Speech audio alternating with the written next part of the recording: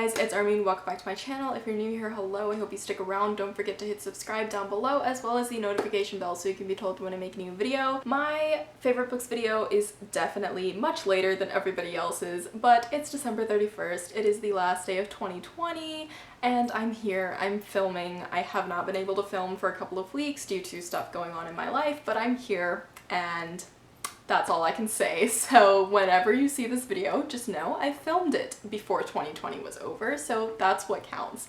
And as I said, this is my favorite books of 2020 video. I'm going to do 10 books in this video. They're not ranked in any particular order. They are just the books in the order that I read them. I just went through my Goodreads and like picked my very top books. So without further ado, let's get started. If you've seen any of my other videos, you are not going to be surprised, but definitely one of my favorite books of the year is Cersei. It was the very first book I read this year, and it has remained one of my favorite books of the year, if not my favorite book of the year.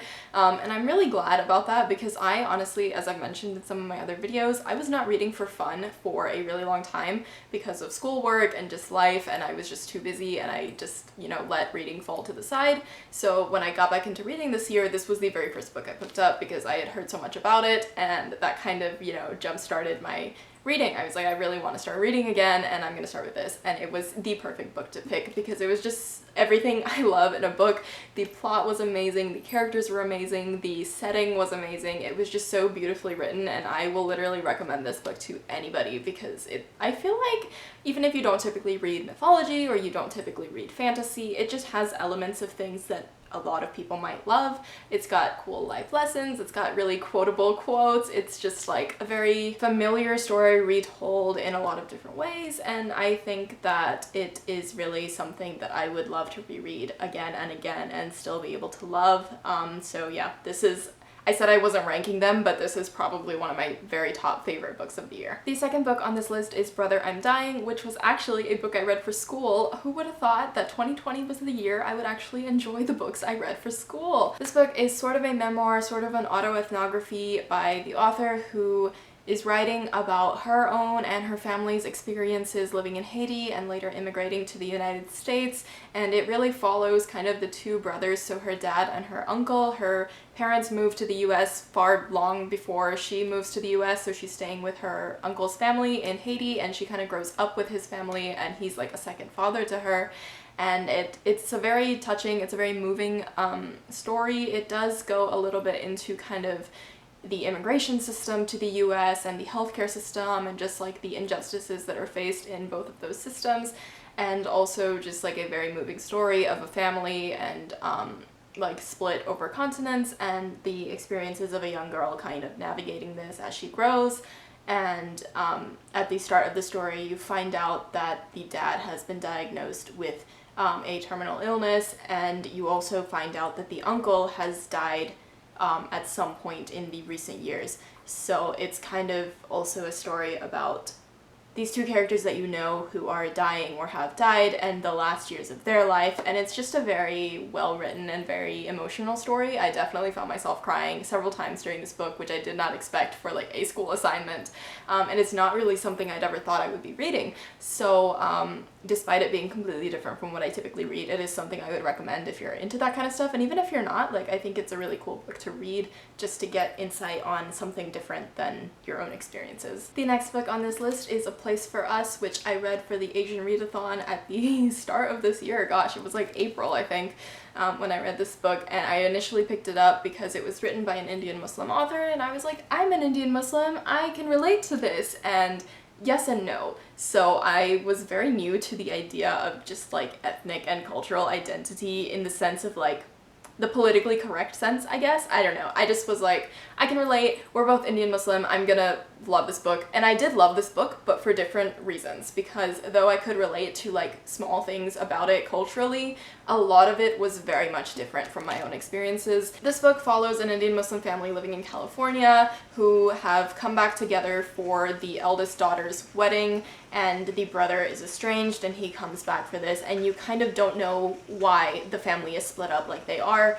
And it jumps back and forth between characters, it jumps back and forth between time periods, and it's just a very like sprawling story over several years in characters' lives, and it all weaves together so perfectly. You will not believe that this is a debut novel because it is just that amazing. Like, I would definitely reread this book if I'm in the mood for crying, because I did cry and it left me with like that uncomfy feeling that contemporaries often leave me with, which was good. I think it shows that life is not always perfectly wrapped up, and that's something I said in my wrap-up whenever I was talking about this book at the end of April, but I absolutely love this book, and it was just such a like amazing book to read. So initially when I was making this list, I said I wouldn't put rereads on this list because I know that's what a lot of people are doing. They're just putting books that they read this year, but this book deserved a place of honor because that is Catching Fire by Suzanne Collins. I did a complete reread of the Hunger Games series in anticipation of A Ballad of Songbirds and Snakes, and I had not read this book since I was like 11 years old when I first read it, and oh my goodness, there was so much that I missed, and it was just such an amazing book. Like, without a doubt, this series has held up to the test of time, as I've said before,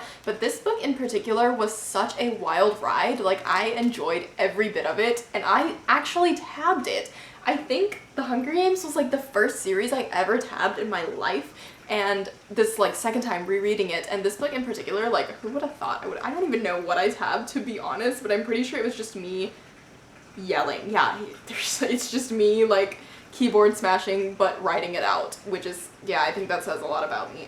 But also there's like a lot of commentary on just kind of the governmental stuff, like that touched on a lot in Ballad of Songbirds and Snakes, but just like the kind of the system of the world and all of that kind of stuff was so fascinating to me, and I absolutely loved rereading this book. The next book on this list is Olympus, which is actually a webcomic that I discovered this year after many people recommending it to me. I finally checked it out and I absolutely fell in love. It is like my most favorite thing ever.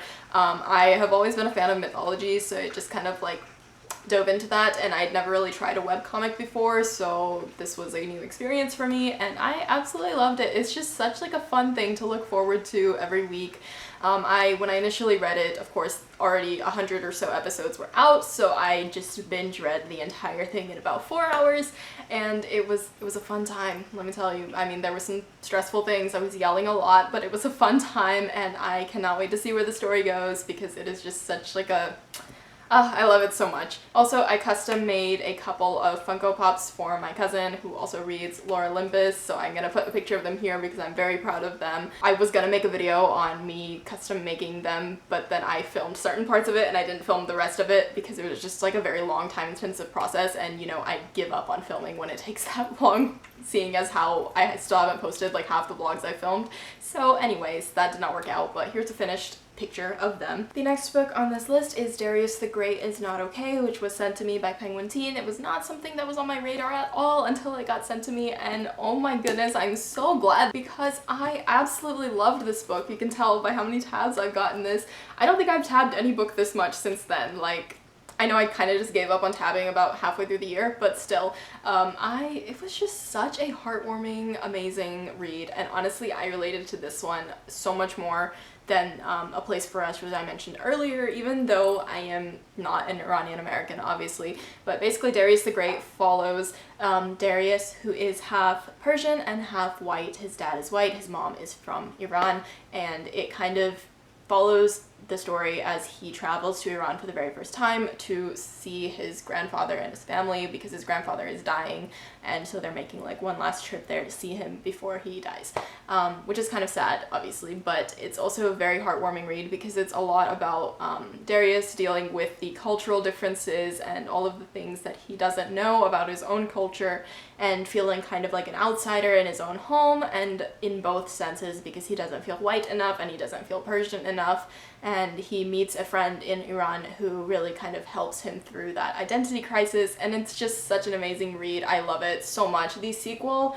is also really good, but the sequel deals a lot more with kind of the LGBT aspect of his identity rather than the cultural aspect, and I just found this book so much more relatable to myself and a lot more kind of impactful to me. So if you're looking for a more cultural kind of related read, I guess, I would highly recommend this book because it is so absolutely amazing. I loved it so much. The next book on this list was such an unexpectedly amazing book. I had no hopes for this book whatsoever. Despite the fact that everybody had told me that it was absolutely amazing, I was like, this plot sounds like the most boring thing ever, but I've already bought the book, so I'm gonna have to read it. So I just shoved it in one time when I didn't have anything else to read, and I was sobbing for like an hour straight by the end of this book because it was just so good. And that is The Seven Husbands of Evelyn Hugo. Basically, the story follows Evelyn Hugo, who is this reclusive Hollywood icon who is known for her 7 husbands, like her 7 marriages, and everyone's like, damn, Evelyn Hugo, why you married so many times, you know? And she's finally decided to kind of talk to the press about her life, and she chooses this really obscure kind of reporter who is just as surprised as everyone else. She's like, why did this famous lady just choose me to do this story after all these years? And so you follow it through the eyes of the reporter, but also it's kind of told from the perspective of Evelyn, so you kind of get both of those. And it is just such an amazing book. I won't say any more because I don't want to spoil any of the twists, but it is, if that plot sounds boring to you, like, just give it a chance because it is just so amazing and it just really sticks with you. Like, by the end of this, I would be surprised if there were not tear marks all over this book because it is just, I was sitting in bed just crying for literally 50 pages straight. It was a time. It was like 3 in the morning and I was just sitting in bed crying because of this book. So yeah, it's just such an amazing book. Like, this is not the type of story I would enjoy typically, but oh my gosh, just give it a chance. It's so good. And getting into the last few books on this list, I have The Shadow of the Wind, and this book was such a wild ride. It was honestly exhausting to read, but in the best way. It just goes on so many tangents, but every twist is like, what just happened? Literally, you will be on your toes the entire time reading this book. It is such a wild ride. Like, I cannot think of any other way to describe it except a wild ride, because honestly it was like I was on a roller coaster and I couldn't see like any of the track in front of me. It's like I was in a roller coaster in the dark. Like, that's what it felt like. And suddenly you're just like going everywhere. I totally forgot to tell you guys the plot of the story. So basically there's a boy who finds a book and he reads the book and he loves the book. And he's like, I want to find all the other books by this author, but then he finds out that they're all being destroyed by some mysterious guy. And you don't know who the guy is, you don't know why he's destroying these books because this author isn't even that well known, and so it takes you on a ride. I'm not gonna say any more because I don't want to spoil anything, but that is the basic gist of the story. If you have some time on your hands and you want a book that you will not be able to guess any of the twists, read this book. The second to last book on this list is An Ember in the Ashes, which I discovered last month, and oh my goodness, this book was so amazing. I cannot even put it into words. An Ember in the Ashes follows Laia and Elias. Laia is a slave, Elias is a soldier, and the book says that neither is free because Elias hates being a soldier and Laia obviously does not want to be a slave. Her family is killed, her brother is captured, and she ends up as a spy in the school where Elias is training to become basically a heartless killer. Now that sounds like the plot of a, you know, typical YA fantasy, but let me tell you, this book is anything but, because all of your expectations will be shattered. Yes, there is a love story, but also it is a story about war and the people who are impacted by war, and it is just such an amazing book. I cannot tell you enough. And I loved this series so much that I literally put A Sky Beyond the Storm as the last favorite book on this list, because I absolutely loved An Ember in the Ashes, but I also absolutely loved A Sky Beyond the Storm, and I could not put just one on there representing the entire series, so I had to put both on there. So spoiler, this is my last book, but I'm not done talking about this one.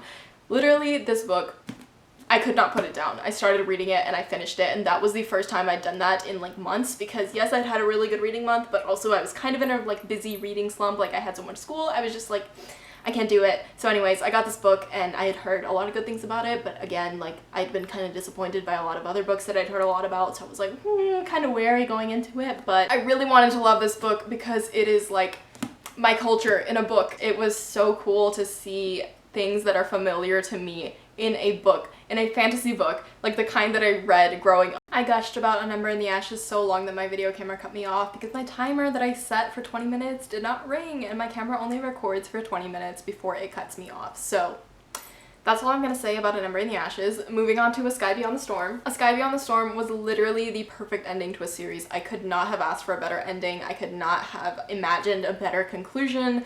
Like, it was such a perfect book to end this series. I hope that all of the series I ever read conclude in this way. Not in the same way plot-wise, obviously, but just in such a satisfying, amazing way. Like, not saying I'm satisfied with everything that happened. There's nothing I would change about this book, except a few things that I would change about this book, which if you've read the book and you've seen my review, you know exactly what I would change. But other than that, this is just like, you get the point. It's just such an amazing conclusion, and everything had purpose, everything made sense, everything kind of was wrapped up in the most perfect way that it could possibly be wrapped up. Salvatierra is just an amazing author, and she definitely deserved 2 places on this list because I'm so glad that I found this series when I did, that I read it when I did, and I would not have it any other way. Anyways, those are my 10 favorite books of 2020. I hope you guys enjoyed this video. If you did, please leave a like. Let me know down below if you've read any of these books, or if you haven't, take this as a very enthusiastic recommendation to read all of these books because they are absolutely amazing. I highly recommend every single book on this list, and if you do read them, let me know down below. I would love to hear your thoughts,